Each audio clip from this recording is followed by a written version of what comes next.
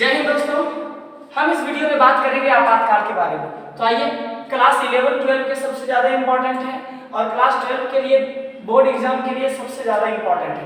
तो आप इस वीडियो को देखिए, बोर्ड एग्जाम में आपका है ना फिक्स है नंबर, इस टॉपिक से आना है और आएगा पक्का। तो ठीक है, आपातकाल का मतलब होता है कि जब देश में कोई संकट उत्पन्न हो जाए, है ना, जब देश में कोई संकट उत्पन्न हो जाए या संकट होने की संभावना हो तो उस परिस्थिति को हम आपातकाल कहते हैं, है ना। यह आपातकाल की व्यवस्था जर्मनी के संविधान से लाया गया है ना। भारतीय संविधान में आपातकाल की व्यवस्था कहां से लाया गया है? जर्मनी के संविधान से लाया गया है। और यह भारतीय संविधान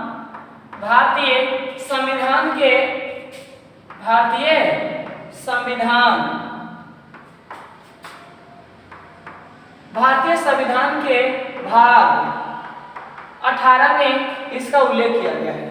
भारतीय संविधान के भाग 18 में इसका उल्लेख किया गया है ना।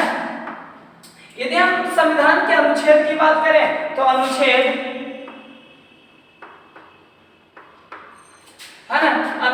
352 से अनुच्छेद 360 में इसका उल्लेख किया गया है। तो भारतीय संविधान के आर्टिकल 352 से 360 में है ना आपातकाल की व्यवस्था की गई है। यह आपातकाल भारतीय संविधान में 3 प्रकार के होते हैं, है ना। अर्थात भारतीय संविधान में 3 प्रकार के आपातकाल की व्यवस्था की गई है। तो इन्हीं 3 आपातकाल की व्यवस्था के बारे में हम इस वीडियो में जानेंगे। तो चलिए ठीक है, इसे आप देखते रहें, है ना। जो भी इम्पोर्टेंट पॉइंट होगा वो आप उसे नोट्स कर लें या स्क्रीनशॉट ले लें, है ना, तो बेहतर होगा। तो ठीक है, हम इसे इरेज करते हैं। ओके, भारतीय संविधान में 3 प्रकार के आपातकाल की व्यवस्था की गई है ना। कितने प्रकार के आपातकाल? 3 प्रकार के। पहला होता है राष्ट्रीय आपातकाल। राष्ट्रीय आपातकाल कितने प्रकार के? 3 प्रकार के होते हैं, है ना। नंबर दूसरा होता है राष्ट्रपति शासन। राष्ट्रपति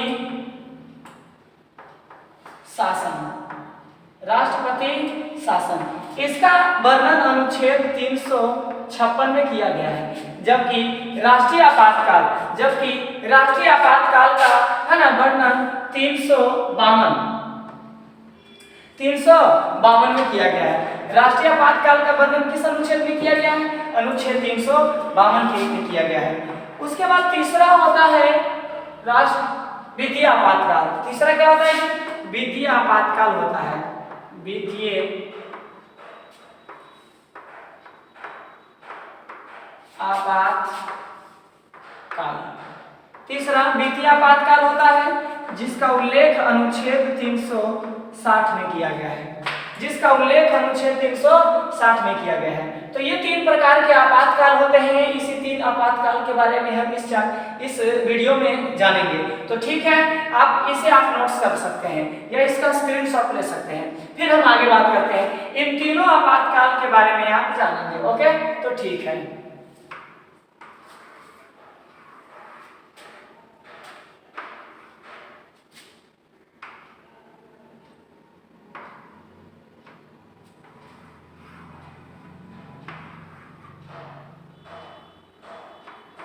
पहला राष्ट्रीय आपातकाल।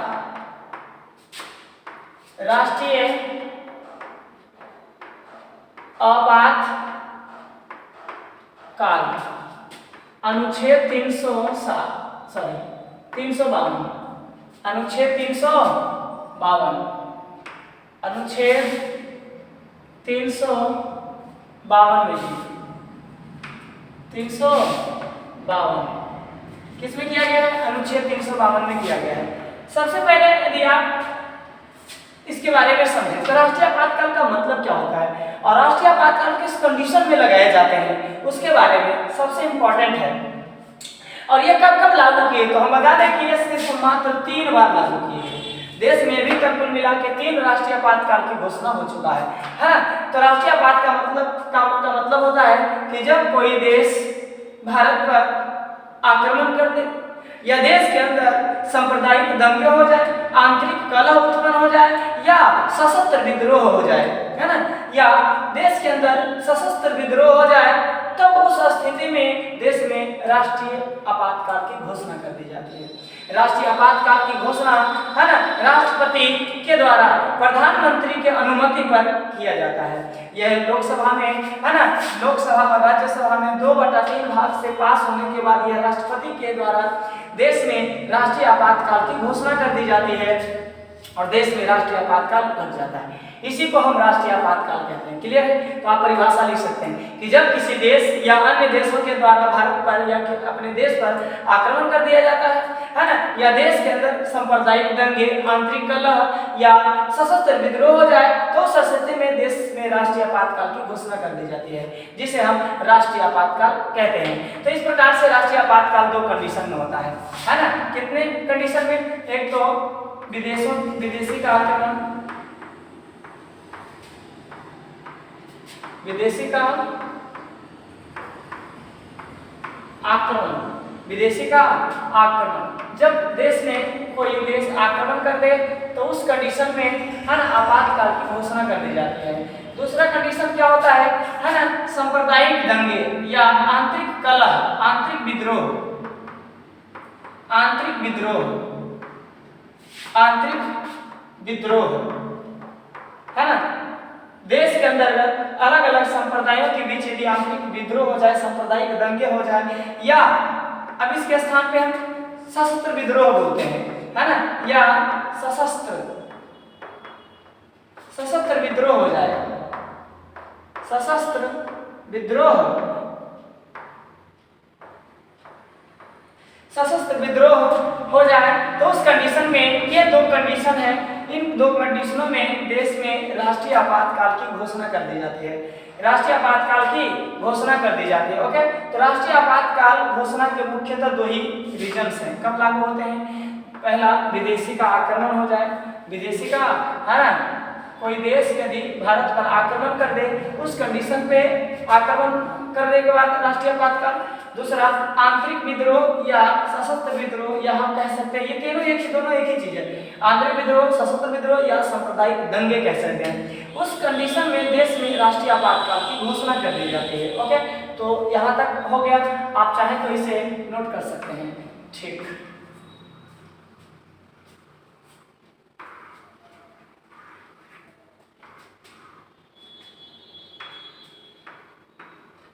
उसके बाद आगे हम बात करेंगे कि राष्ट्रीय आपातकाल कब लागू किया गया था, कब कब किस समय लागू किया गया था।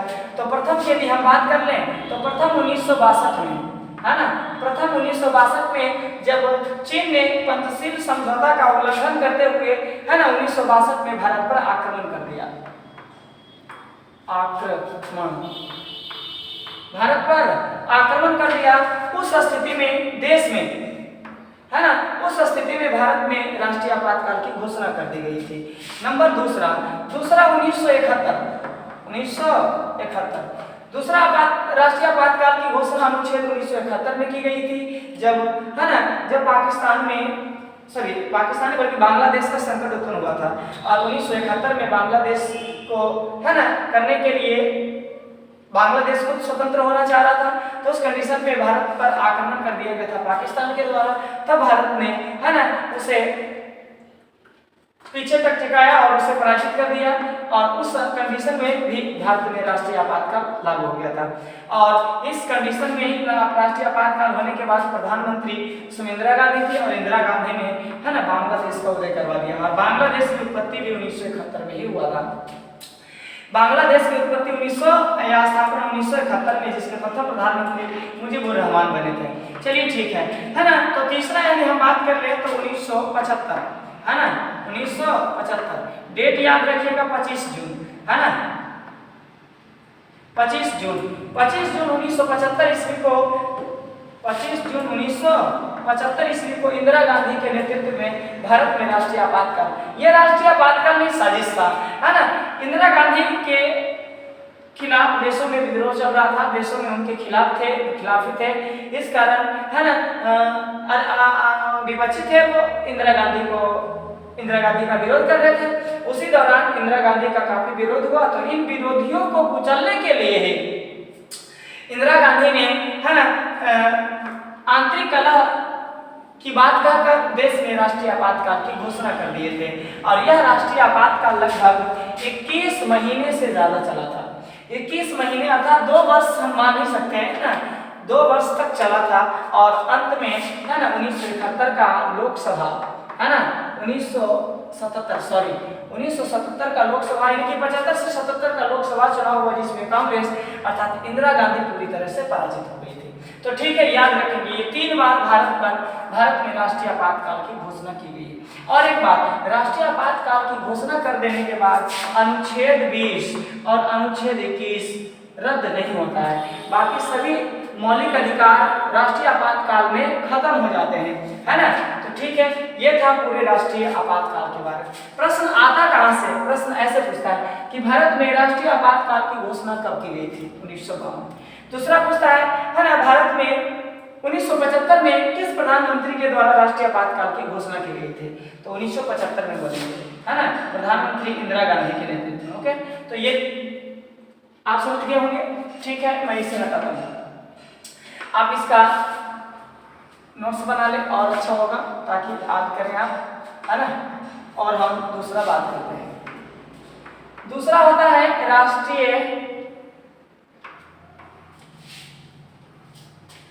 राष्ट्रपति शासन। राष्ट्रपति शासन, राष्ट्रपति शासन, राष्ट्रपति शासन, इसका उल्लेख अनुच्छेद 356 में किया गया है। तो ये परीक्षा में 2 नंबर से भी 2 नंबर के क्वेश्चन भी आते हैं कि राष्ट्रपति शासन से आप क्या समझते हैं, राष्ट्रीय आपातकाल किसे कहते हैं, और अनुच्छेद में आता है कि राष्ट्रपति शासन का वर्णन अनुच्छेद किस में किया गया था? अनुच्छेद 356 में, है ना। देखिए, राष्ट्रपति शासन का मतलब क्या होता है, और ये राष्ट्रपति शासन राज्य में लागू किए जाते हैं, है ना। भारत के जितने भी राज्य हैं उन्हीं क्षेत्रों में राष्ट्रपति शासन लागू किए जाते हैं। कब?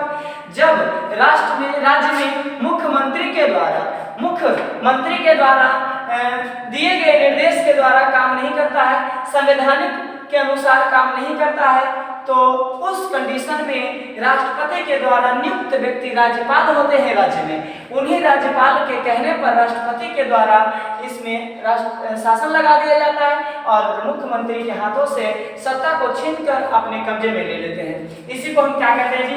राष्ट्रीय आपातकाल कहते हैं। तो राष्ट्रीय आपातकाल में मुख्यमंत्री के जो अधिकार होते हैं वो छीन जाता है और छीन जाने के बाद, है ना, राष्ट्रपति इस पर शासन करता है। तो ये था राष्ट्रपति शासन। राष्ट्रपति शासन समझिए कि जब किसी राज्य में संवैधानिक तंत्र का विफल हो जाए या संवैधानिक तंत्र खतरे में पड़ जाए, संवैधानिक संकट उत्पन्न हो जाए, उस स्थिति में राज्यपाल के कहने पर, है ना, राष्ट्रपति के द्वारा राष्ट्र में अनुच्छेद 356 लागू कर दिया जाता है, जिसे हम राष्ट्रपति शासन कहते हैं। और इसका सर्वप्रथम यह लागू पंजाब में हुआ था। पंजाब में सर्वप्रथम राष्ट्रपति शासन लागू किया गया था और ये जब मर्जी जब लगा दिया जाता है, इसके बारे में हम नहीं बता सकते। बहुत, है ना, जब तक हम इधर हैं तब तक क्या पता नहीं, शायद एक और लग भी गया होगा। तो ये जब मर्जी तब लग जाता है जब देश में, राज्य में संवैधानिक तंत्र विफल हो जाए, कोई बढ़िया से काम ना करे, संविधान के अनुसार कोई काम ना करे, उस कंडीशन में, है ना, लगा दिए जाते हैं क्या? तो राष्ट्रपति शासन। तो राष्ट्रपति शासन सबसे पहले कहाँ लगा था? पंजाब में लगा था और ये बहुत बार लग जाता है, जब चुनाव था तब लग जाता। तो ठीक है, उसके बाद हम बात करते हैं तीसरा पॉइंट, तीसरा फैक्टर। बाबू ठीक से पढ़ लेना, है ना, बहुत ही इंपॉर्टेंट है। तीसरा होता है वित्तीय आपातकाल।